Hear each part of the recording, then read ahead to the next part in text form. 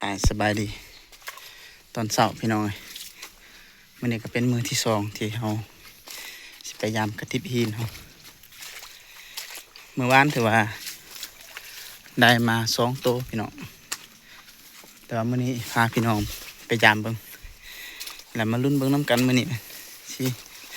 ได้จักตัวมื้อนี้เนาะ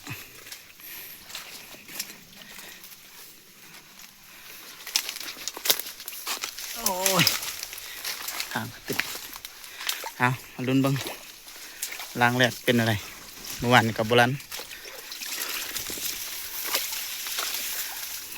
มันนี่ก็ตามเคยพี่น้อยโบราณนี่เอาไปต่อสอบหลังที่2กัน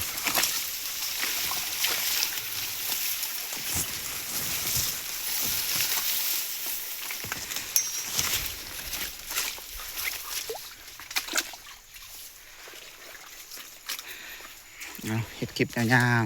ๆให้พี่น้องได้เบิ่งได้รับชมนำกัน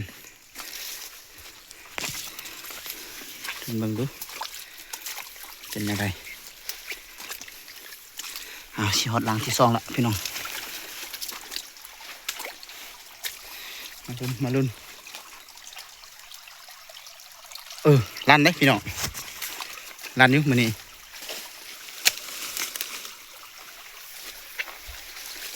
มาลั่น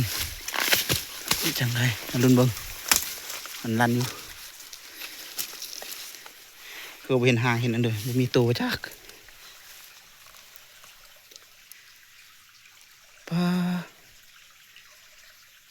เดี๋ยวมีคนมาเอาพ่อพี่น้องพอเขามาเอาสวยนิดนึงนั่นนี่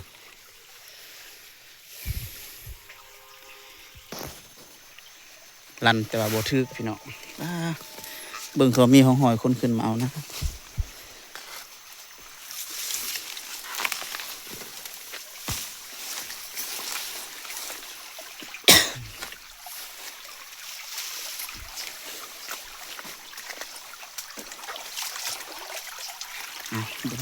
หลังที่3พี่น้อง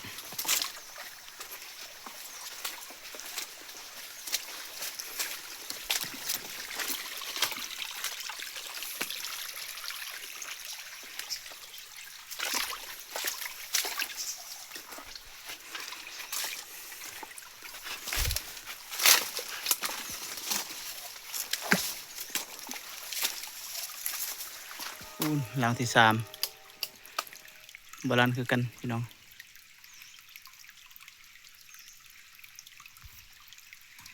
เห็นบ่นี่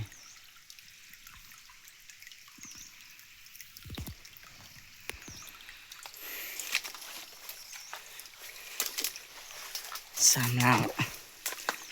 บ่ได้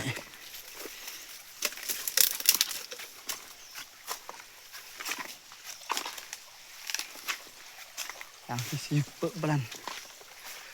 หลังที่4บลันคือกัน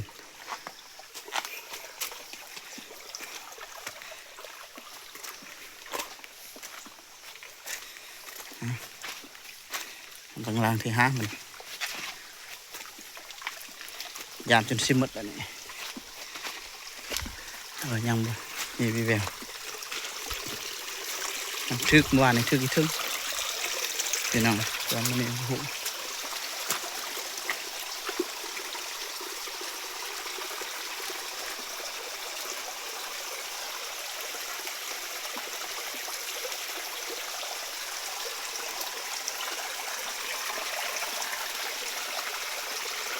ตัวนี้กับบอลัน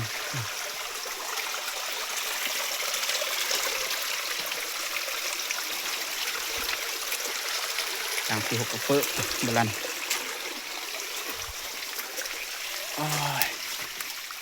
ในแข้งตาหลังที่7กับบอลันเทิง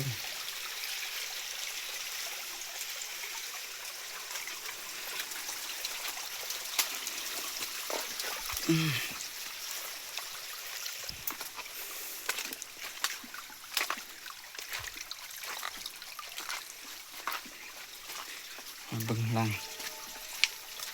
ที่8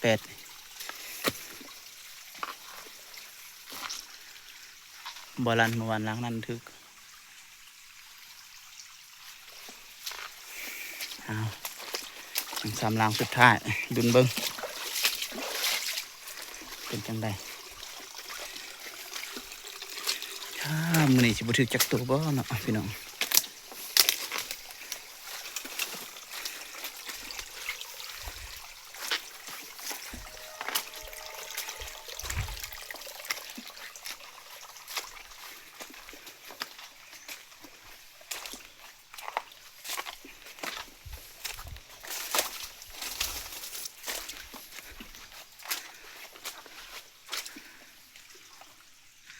ล้างที่10บ่อลัน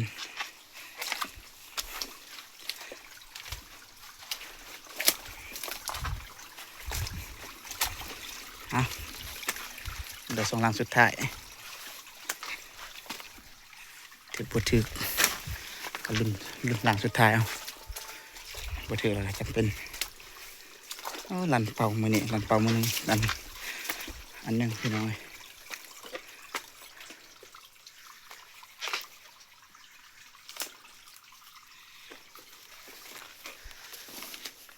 ลันได้พี่น้องลันอยู่ได้นี่แต่ว่ามันลันรุ่นใดบ่ถึกสมบัตินี้ปึ๊เอาป้าได้ปะคนเอาบ่เนาะโอ้ยเป่าทรงลาง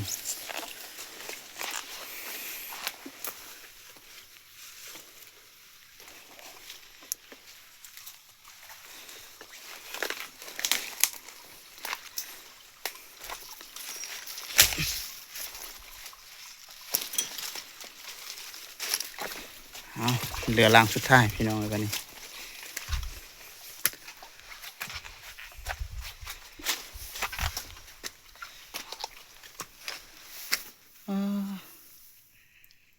โอ้ยนี่ก็มีคนไปเลย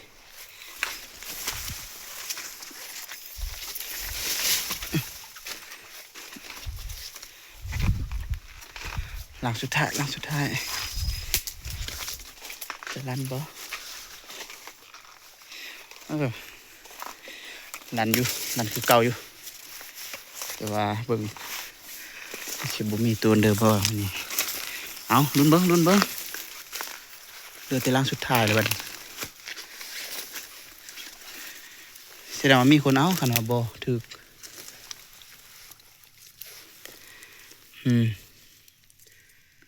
มีคนเอาแล้ว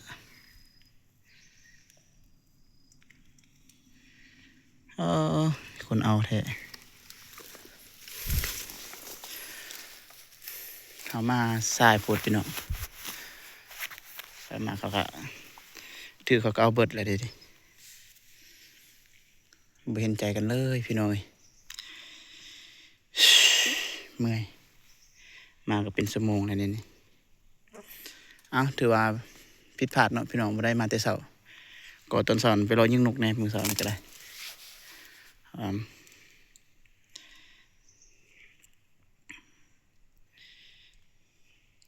อาก็สิจบคลิปนี้แหละพี่น้องก็ถือว่าพลาดบ่ได้จักตัวเลยมื้อนี้ปกติมันลั่นแล้วบ่ค่อยพลาดนะพี่น้องแต่ว่ามีคนมาเอาก่อนละขอบใจพี่น้องที่ได้ติดตามรับชมนำกัน